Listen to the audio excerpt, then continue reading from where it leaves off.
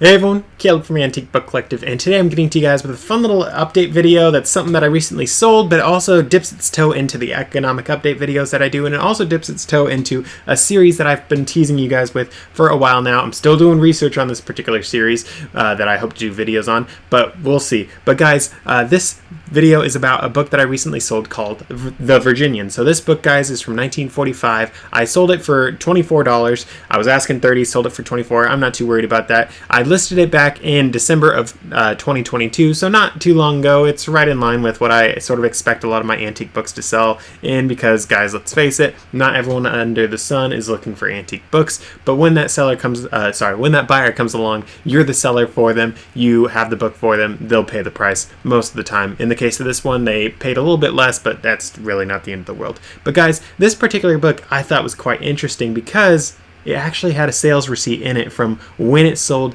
to this particular person that got it, I believe. If it wasn't this person, it was their mom, but I think this person was old enough to have actually bought this book brand new, which is pretty stinking cool. But they actually had the sales receipt of when they bought this book way back in the 1940s. Believe it or not, they left that receipt in there after all these years. And guys, they bought their book, The Virginian, for $1. So guys, this right here is a silver piece dollar. The silver piece dollars obviously are worth $1 if you want to pay, if you want to use them for like their face value, but in reality, they're worth a good chunk more than that because they are made with actual silver. Our coins nowadays, none of these have like any value. They are all useless alloys, more or less. I know that people complain about pennies because they're still spending more money making a penny than the penny's worth, but that's with zinc, copper alloy, trash. The pennies, the dimes, the quarters, our half dollars, our dollar coins, all those are alloys that are worth basically nothing. Cough cough, nickels are worth more in melt than they are as actual nickels, but you can't melt them down for melt. That's just a something right there. But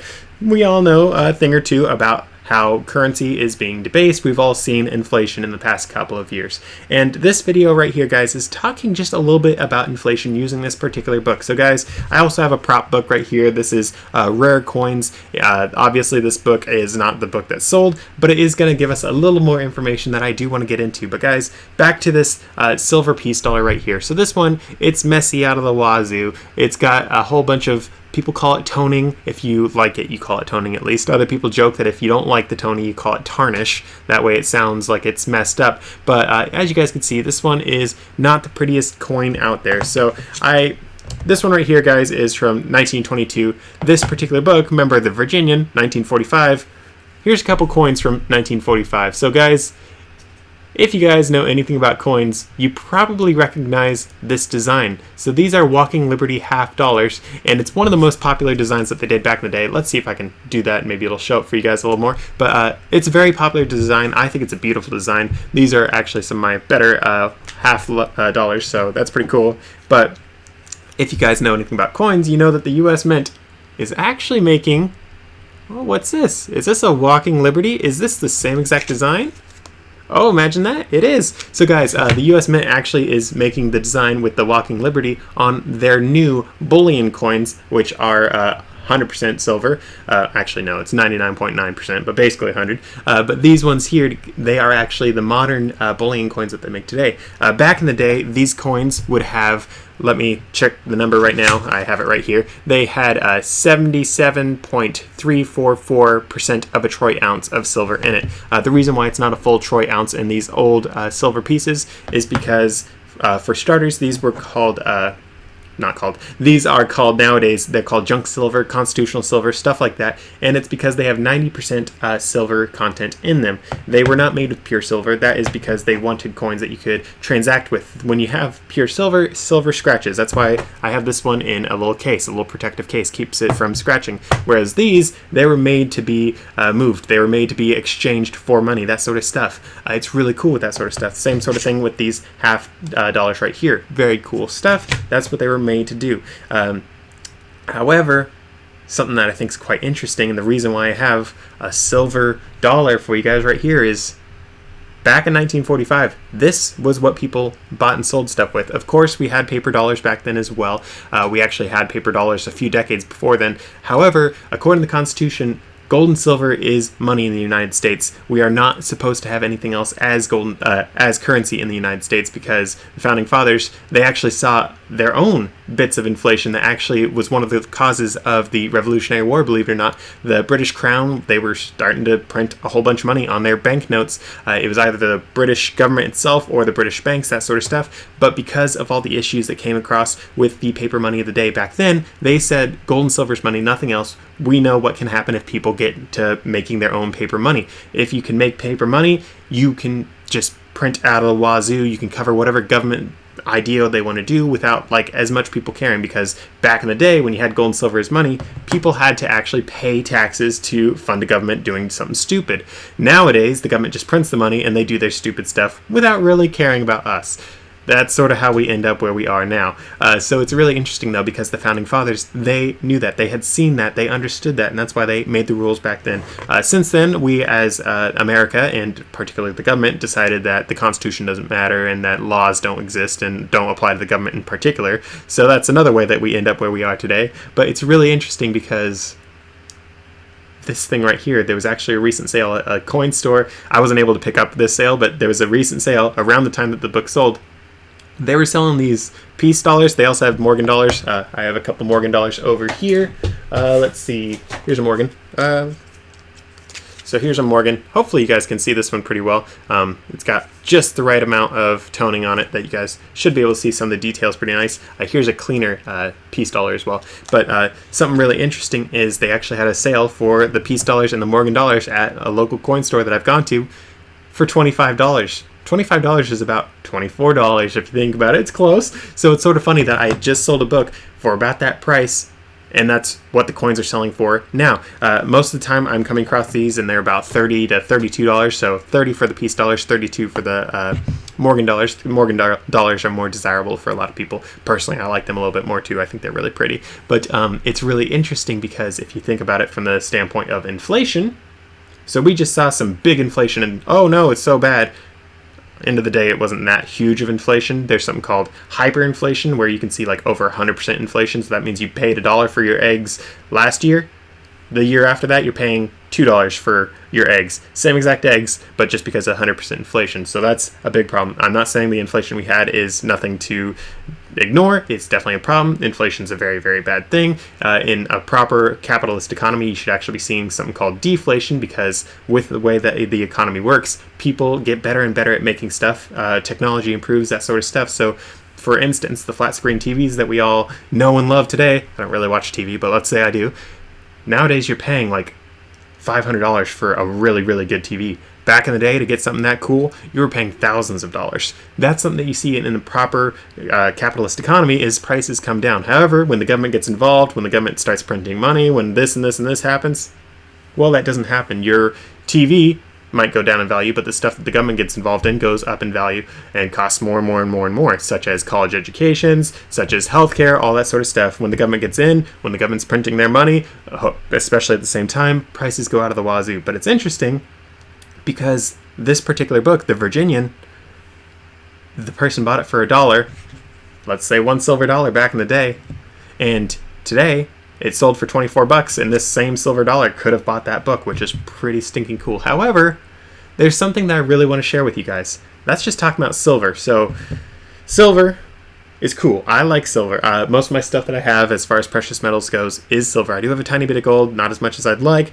but let's just say I'm content with what I have. I'm not going to freak out, but dropping everything. The silver right here, let's just check my notes really quick so I can give you guys accurate numbers. So today, this right here is 1 troy ounce of silver. The dollars back in the day was only 77.344, which averaged out the actual silver content in this coin right here is actually only $17.40 about, which is quite interesting because obviously it has more value as a collector item. So you do have to think about it though. Okay, so that means over the past 80 years, we've seen inflation of 17.4 times in terms of silver. 17.4 times. If you guys run the numbers yourself, you realize, oh wow, the dollar's lost a lot of money in that time, because a paper dollar, is still worth $1. Whereas if you held that in silver, For just the metal, it's 17 bucks and some change. For the coin itself, because the coin is special, it's $25, or remember what I said, $30 now, because that's what I see them for most of the time. That means you missed out on a whole lot of money. If you had your grandma who was saving money for you, or your great-grandma, in like a little cookie jar, if they were saving it in paper dollars, they saved $10,000 for you. For them, $10,000 was like an insane amount of money. For you, $10,000 is nothing because of inflation, because of how that works. And I'd like to do an entire video on that, but other people have done on YouTube talking about the inflation and comparing it to gold and silver, all that sort of stuff. But just think about it from that standpoint. If she had that $10,000 in silver, let me just run the numbers really quick. JK, I don't need to run the numbers. It's really simple. $10,000, if it's gone up 17.4 times, that's $17,400 if my numbers are correct. However, that's just if you did the straight silver content. If your grandma just bought a whole bunch of like just silver pieces and put it in there. But if they're doing the coins, $25 piece, $30 piece, that's $25,000 or $30,000 that's in that jar. That definitely has kept up with inflation a little bit better than the paper money that she could have potentially kept. However, that's just for silver. Something that I think is really interesting and something that a lot of people actually do not realize. Gold has done so much better than what silver has. In fact, believe it or not, guys, the best asset to have invested in, so for me, I was born in 98, so I sort of like to think about things in my lifetime, but a lot of people that do the investing world, they also do stuff in sort of like century time frames as well. They're like, okay, what's the best asset to have been invested in this particular century? So you can run your numbers, you can type your stuff in, and people are like, oh, housing is, oh, stocks are, oh, this, oh, this, oh, this. No one would say gold is the best asset of the 21st century. Everyone's like, oh, gold, it's just a pet rock. It's useless, that sort of stuff. Cough, cough, it's not actually just a pet rock. It's not actually useless. It's one of the most useful things out there. It's one of the best currencies we've ever had as humanity. But believe it or not, gold is actually the best investment class for the 21st century so far in its performance. Of course, some people are going to say Bitcoin, cryptocurrencies, that sort of stuff as well, but that didn't exist in the year 2000. This is the year 2000 till now. Obviously, Bitcoin does get kicked out of the race for that one because it wasn't taking part in the race. It's a little bit of a latecomer. Personally, for me, I don't like cryptocurrencies, though. That's a thing for not even another video. That's just a personal thing. Don't want to get into that here. But with that said, though, guys, this same exact book. So remember what I was saying about this.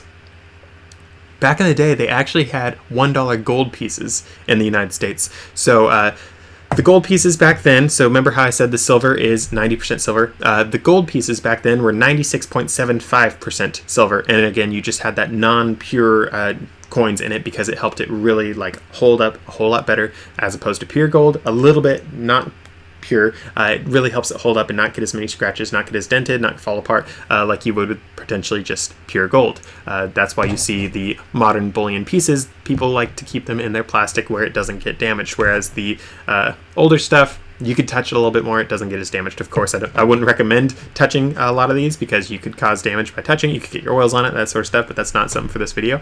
But with that said, though, guys, they had $1 gold pieces back in the day. Those $1 gold pieces, well, if I'm saying gold right now, if I'm saying $1, you guys might think, oh, it's not that much. But remember what I just said. 96.75% of a troy ounce in a full gold piece. So the full gold pieces back then, guys, they were actually to get like the full double eagle, they called them. That was going to be one coin, so a little bit smaller than this. But those double eagles would actually have that much in them. The double eagle, though, had a denomination of $20. The $1 gold pieces, those things were pretty stinking small. In fact, do I have any dimes? Okay. It was roughly the size of a dime. I believe they were a little bit smaller. I haven't actually had my hands on I can't remember what they were called exactly. Forgive me, guys. So they had the eagles, which were the 10. The double eagle was 20. Half eagle was 5. I can't remember what they called the $1 ones, but they had $1 ones. I've had a 10th ounce of gold, sorry. But they have 20th of an ounce, forgive me, pieces of gold that you can buy nowadays. I wouldn't recommend buying those to stack. They have crazy premiums. But those pieces back then were pretty close to a 20th of an ounce of gold. Of course, it wasn't quite that because, again, remember the 96.75%. So it's 96.75% of a 20th of an ounce. So smaller number. But nowadays, that modern value of that coin just for melt would be $98.30. Just the silver in this remember guys, is $17.40 today. Or if you held that in gold, it'd be $98.30. So that's one of the reasons why people say gold holds its value so well through all the things that happen in the world. Let's say wars happen, depressions happen, all these things happen. Gold maintains its value. It continues growing in value. We can see right here, gold has increased in value 98 times over the dollar itself over the past 80 years. Meanwhile, silver has only gone up 17 times. Crazy to think right there. However, I want to push things a little bit further because the guy who bought this book right here, not this book, but the Virginian, he actually couldn't have bought that book with the 20th of an ounce gold piece because Roosevelt actually took everyone's gold back in the 30s, which is like a major travesty, and it's totally corrupt and wrong. But because of that, Americans actually could not own gold. So your grandma, if she was holding all that money for you, remember the $10,000 jar, instead of being worth $30,000 if it was peace dollars right here, if she was holding it in gold, the government actually would have taken it from her. They actually threatened jail time, believe it or not, if you held on to gold. Remember that useless rock that has no purpose. Yeah, the government was going to put you in jail for holding a rock. But just know, guys, if your grandma was holding on to that $10,000 jar, if she was holding it in gold, would have been almost $100,000. It would have been $98,300, which is absolutely insane. Think about how much money that would be for you today if she held that money like that. And that's just for the actual gold content. The pieces themselves are actually worth a whole lot more than that. And if she kept them in a jar that long, oh baby, those things would be in great condition too. They'd potentially sell for hundreds and hundreds of dollars a piece. So that's just something to keep in mind as well. The entire thing about inflation, guys, is they just slowly eat away at your purchasing value. In that time, a lot of people aren't noticing it. The only time you really notice it is like if it's been the past couple of years where you see the government says it's only like less than 10%, but actual numbers that we see as human beings, the people that normally buy stuff, it's more like 20% or so. And the government's saying, oh, it's only 10. If we're seeing something more than that, it's because the government fudges their numbers. Everyone knows that. If you don't know that, I recommend digging into it. It's a whole thing. I'm sure this video might get in trouble because all the stuff that I'm saying, but these things are not opinions. These things are actual facts. These numbers that I did, I literally just got right before I started this video, so obviously it might be off by a couple pennies, but it's not going to be too much. But guys, that is something you need to keep in mind for your businesses, for yourself, for that sort of stuff. This channel, I know, I talk about all these sorts of things. I talk about books, and I'm going to bring it back to books in a little bit, but you don't necessarily want to just focus on just books in your lifetime. If you're focusing just on books, you miss out on the bigger picture. You miss out on the fact that in one lifetime, 80 years, you have lost a huge amount of your money. A lot of people say that the United States dollar has lost 96% of its value. Other people have said like 99% of its value since the Federal Reserve was implemented in 1913. Believe it or not, the IRS was made right around then. As soon as they made the paper dollar for you guys to use, they also decided to tax the paper dollar.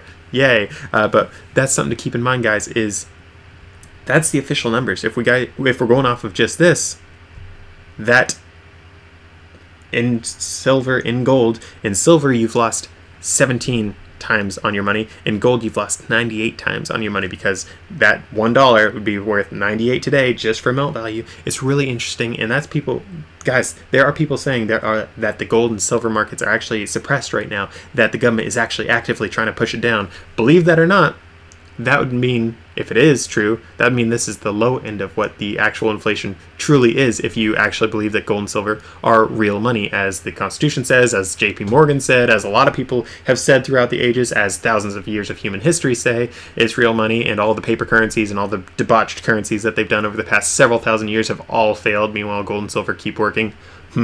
I think I believe history a little bit more than what they just started telling me the last 100 years. That's just me, though.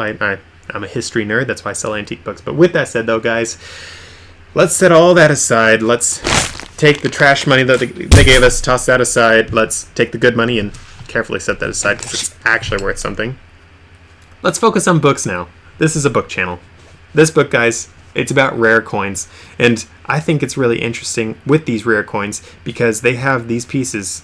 They have obviously not photos because this book is older than dirt, but they have drawings of all these different coins. In fact, let me show you guys the title page of this book so you guys can know just how old this one is.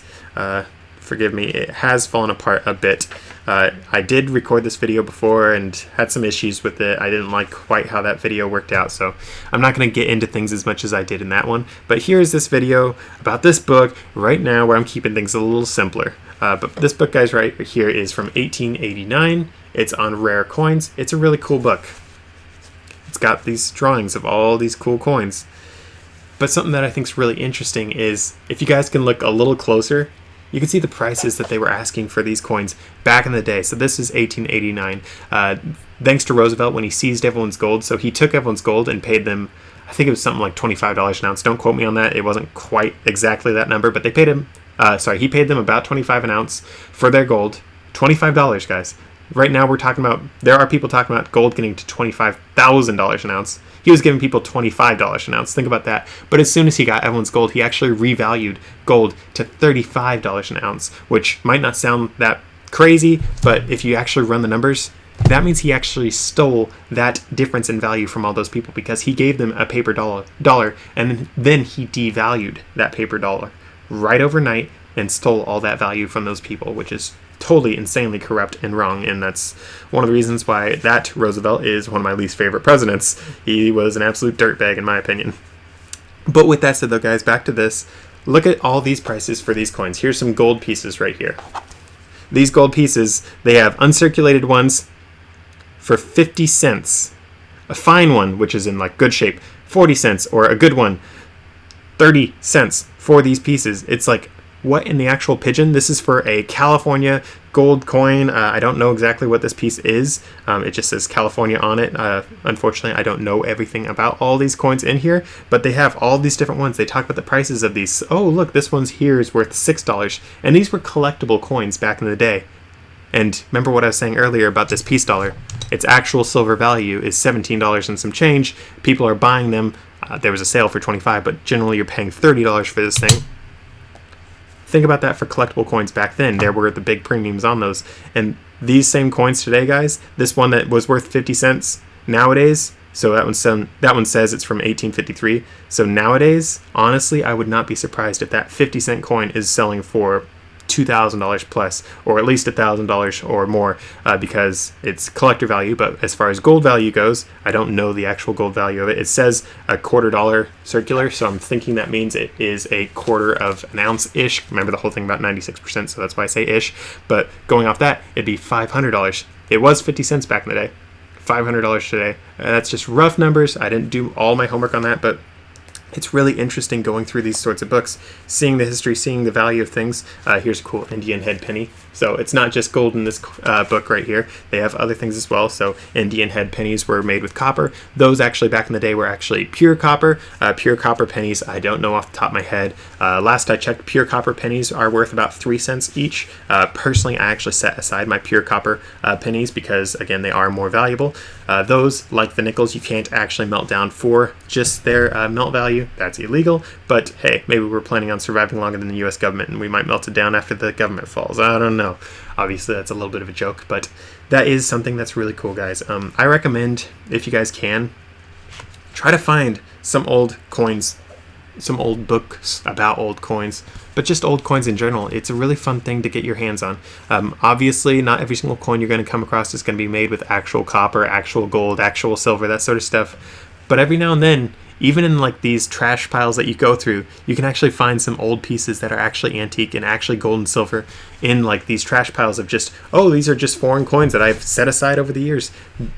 Mexico, as of a few decades ago, I want to say the 60s, they were using gold coins. People would actually cross the border to get their hands on gold coins, because in America you couldn't, because again, it was illegal. A lot of countries still use gold and silver just a few decades ago. So if you get those foreign coins, you can actually dig through them and actually get your hands on some gold and silver. And let's say you sell them, go to a local coin store, get the prices from this. You'll get ripped off if you get the prices from this, but you get the current market prices. Hint, hint, use eBay. Check out what people are normally paying them for them. This is a channel where I talk about eBay, so obviously I'm going to do an eBay plug there. But you guys can check out what these things are worth. You can poke around. You can find out that you are making $100 just by poking around this foreign change set at an estate sale that you went to, all these sorts of things. Again, this channel, I know I talk about antique books. I know the channel name is Antique Book Collective, but I go to estate sales. I go to these different places, and there are so many valuable things that you gloss over if you're only focusing on books. Again, back to the thing about inflation. If you're only focusing on books, you're ignoring inflation like everyone else, you're basically getting robbed. You don't know you're getting robbed because it's just inflation. You're told it's normal, but it's not normal. This is the government actively stealing your money by printing dollar bills, debasing the actual dollar bills in your pocket right now. With every dollar they print, you lose a little bit of value off of your dollar just because of how that entire thing works. I know a lot of people say nowadays, the Keynesian economists, the MMT economists, that sort of thing, they say, oh, we can print our way into prosperity. Well, if that was the case, why hasn't every government in the history of the world done it? Oh, people have tried. They've all failed. Their governments have not just failed, but most of them have actually collapsed entirely. In fact, Weimar Germany was right before World War II. Weimar Germany had hyperinflation. It had a few issues, and a certain really, really bad guy rose to power because of, in part, that inflation that was caused. Because when inflation happens, society crumbles. Of course, there were other issues as well in that time, but end of the day, when you allow governments to print their way into prosperity, at least in their own eyes, or at least print their way out of a problem, they end up creating worse problems, and really, really, really, really, really bad things happen, and tons of people die. And that's just because of a paper dollar. Guys, pieces of paper are dangerous. Remember the thing about pen is mightier than the sword? Just imagine what a pen drawing a dollar can do. Because we've seen a couple of wars start just because of inflation. So with that said and done though, guys, I know this video did go all over the board. I did try to at least rein it in with some stuff about a book, but I do hope that this thing was helpful. Of course, none of this video was actually investment advice. I tried to not provide any investment advice stuff in it. There are tons of channels on YouTube that you guys can actually like poke around, look at, and you guys can actually learn some stuff about gold and silver. On those things, you guys can learn how those people invest, how a lot of people invest their money with gold and silver. Personally, I don't see gold and silver as an investment itself. As you guys probably know, I'm working on starting a gold mine myself, so that I do see as an investment, but that's because it's a mine. It's not because it's gold, it's because it's a mine. But gold and silver itself, a lot of people do not see as an actual investment. They see it as savings. For me, I personally use my gold and silver as savings, as my savings account. Believe it or not, guys, I do get some calls right every now and then. So for me, I actually pulled my money out of my bank back in September of last year, so 2022. I pulled my money out of the bank in about September-ish. I closed a couple accounts, all that sort of stuff.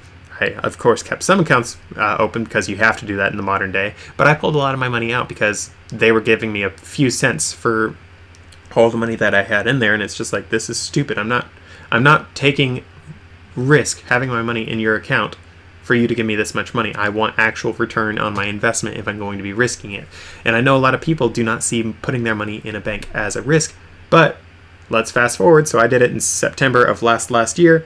Last year came along, 2023, March. I don't know how many of you guys remember this, but we saw bank failures. We saw big bank failures. We saw more money lost in these bank failures potentially, like as far as they have a bubble chart of like the amount of money lost in bank failures. We saw more money in these bank failures involved in it, just those three banks, than we saw in the entirety of the 2008 crisis.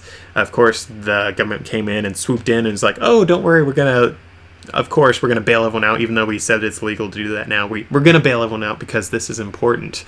A lot of people have opinions on why it was important, but I'm not getting into that for this video. But for me, I was pulling my stuff out because I could see the writing on the wall. I do my research, all that sort of stuff. I don't just focus on books. I focus on the economy at large. And I saw things breaking in the banking system. In fact, I saw things breaking in the banking system in 2019. There was a lot of red flags coming up, and then, oh, lo and behold, the following year we had a huge recession. It was absolutely terrible, and a couple other things happened, which a lot of conspiracy theories happened about. We're not getting into that in this video because I don't want to get murdered. But with that said, though, guys, there's a lot of things that you guys need to get involved in, need to start paying attention to. I know it sounds overwhelming, but just follow a couple extra YouTube channels. I recommend a couple YouTube channels actually on my channel, so you guys can actually click that down below. You can see the other channels I recommend. I have one that's talking about gold and silver. I have one talking about investing stuff, that sort of stuff. I have an entire section for just business and investing things because it is so important for you guys to be well-rounded. It's not just about finding and selling antique books. You guys have to, if you want to actually be successful in life, you have to be better rounded than just one little thing. So keep that in mind, guys. And I know I was saying that I pulled my money out of the banks.